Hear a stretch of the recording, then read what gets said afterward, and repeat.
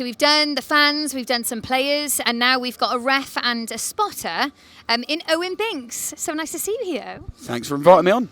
Cool. So just explain. So we know what a ref is, obviously, but so a spotter, for people that don't know, what is a spotter? So basically, a spotter, whenever you're watching darts on TV, you'll see the cameras move 20s down to 19s, up to 18s, and a spotter is somebody who basically shouts at the director, telling them where the players are going to throw. So we've got a screen looking at their eyes.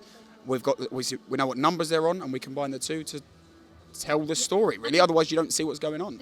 For people that don't know, it's insane how you guys know where they're going to go, their routes out, what checkouts they're going to do, and you do it by knowing the players really well and what their favourite sort of place on the dartboard is or whatever, and also by looking at their eyes, right? Yeah, I mean, people always say, how the hell do you do it? But really, it's the same with refereeing. A lot of it's memory, so we know the checkouts, obviously. Like, we know that the different ways they can go on 1, 2, 8. We know it's treble 18, double 10, treble 18, treble 14, double 16. If they're not on a finish, I'll try to speak a bit slower because two treble 20s, double 4, and then we sort of, certain players have their own weird routes. So like Luke Littler has brought this thing in where he goes treble 19, double 15 on 87, which I've told him. I've done like videos. It's not the right way to go for anyone new to darts, but he's Luke Littler and he starts trends and he gets away with it and he normally takes it out. But you've got to be sort of quick on your toes. But I love it. It's great fun. Yeah, because I mean he's quite challenging in that sense, isn't he, for you? What happened the other day when he got that 9 darter? Was it on the Premier League night? Yeah. Got a 9 darter and you told him to go a certain way, but he went another way and you kind of like, you almost like brought it into permission, didn't you? Well, I've seen him. Oh, hey! He's coming for me job. But no, so I've seen him in the past on, say, 141, which is similar to the 87. Yeah. When you get the treble 20, it's 81 left, treble 17, double 15. So I said to him, he put like something on Instagram, and I was like, Luke, if you hit a 9 dart tonight, just give me a heads up. Are you going to go with your new treble 17, double 15, or are you going to go to the original? And he answered and told me the answer. And funnily enough, he hit one that night, and he told the truth, and he went that way.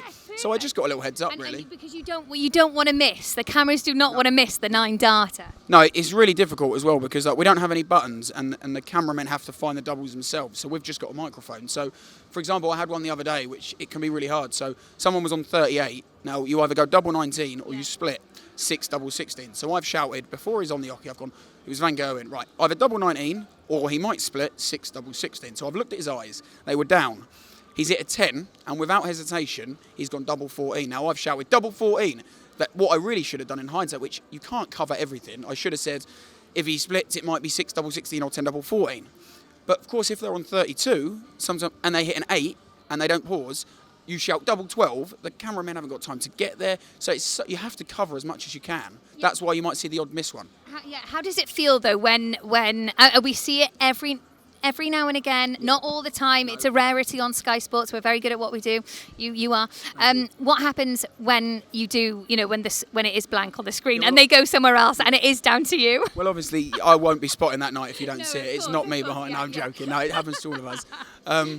I don't know. If we do make the odd mistake and you just got to try and put it behind you. I'm a bit like, my weakness probably is the same with reffing. If I do make an error, it completely ruins my, not going to say year, but my day. Like, and I get really annoyed, but you have to move on because it's a live program and you've got to get on with it and just take it on the chin and go and have a little moan and do something, go and walk or punch the wall or whatever. We don't literally do that. We've definitely never done that. But afterwards, and just get a crack on. But it's hard.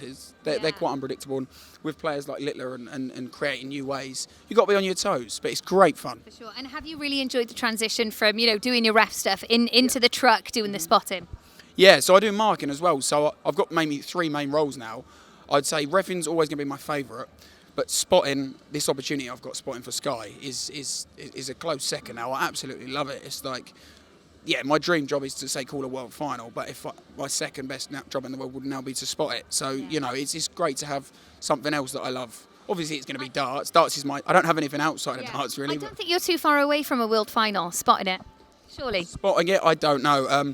Richard Ashdown, who taught me to spot, is amazing. Yeah. So maybe if he calls it a day or whatever, or I've got to up my game a little bit more, he's superb. But look, maybe one day. Yeah. But hopefully I'll spot one and then I'll call one, and that's the dream anyway. Who knows? I'm relatively young, so Yeah, plenty of years left. Just quickly about tonight in general, we've got, as I've been saying, just a truckload of legends. I mean, when you go up into the players' lounge, I mean, it's just it's the who's who, it's the top 10 darts players in the world, just all sitting around having a drink, having a laugh. It's just insane up there, isn't it? It's amazing. Honestly, if you've never been to an event like this, get tickets for next year. I think there's still some on sale. You have to be here.